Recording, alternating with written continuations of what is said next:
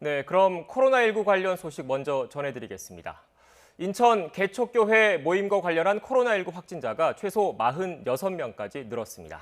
가족이나 접촉자 등 3차 감염으로 추정되는 사례가 계속 나오고 있는데 증상이 없는 사람도 많아서 지역사회에 조용한 전파가 우려됩니다. 현장에 나가 있는 취재기자 연결합니다. 나혜인 기자.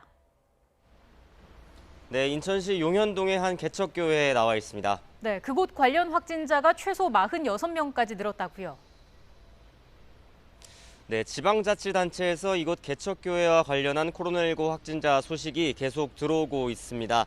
서울 양천구와 경기도 부천시에서 각각 3명씩 모두 6명이 새로 확진 판정을 받았다는 소식인데요. 모두 지난달 말 인천 지역의 개척교회를 방문했다가 감염된 확진자들의 가족이거나 접촉자로 파악이 됐습니다.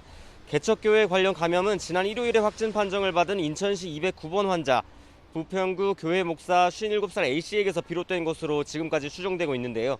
새로 감염된 확진자 6명은 모두 A씨와 직접 접촉한 적은 없는 3차 감염 추정 사례입니다. 이로써 지금까지 파악된 개척교회 관련 확진자는 최소 46명이 됐습니다. 특히 이 가운데 20여 명은 특별한 증상이 없는 상태에서 감염된 것으로 파악이 됐습니다. 보건당국이 동선과 접촉자를 계속 추적하고 있는데 조용한 전파가 우려되는 대목입니다. 아직 첫 확진자로 추정되는 인천 209번 환자의 정확한 감염 경로는 확인되지 않았습니다. 이 밖에도 수도권 교회를 중심으로 확산 사례가 계속 나오고 있죠. 네, 방역당국은 지난달부터 종교 모임과 관련한 코로나19 누적 확진자가 100명 가까이 되는 것으로 파악하고 있습니다.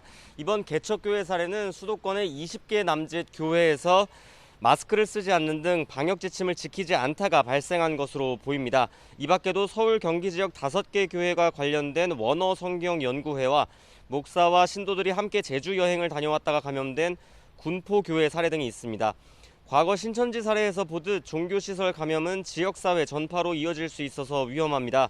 방역당국은 특히 수도권은 전파 위험이 낮아질 때까지 성경 공부나 수련회 등 대면 모임을 하지 말아달라고 요청했습니다. 지금까지 인천 개척교회에서 YTN 나힌입니다.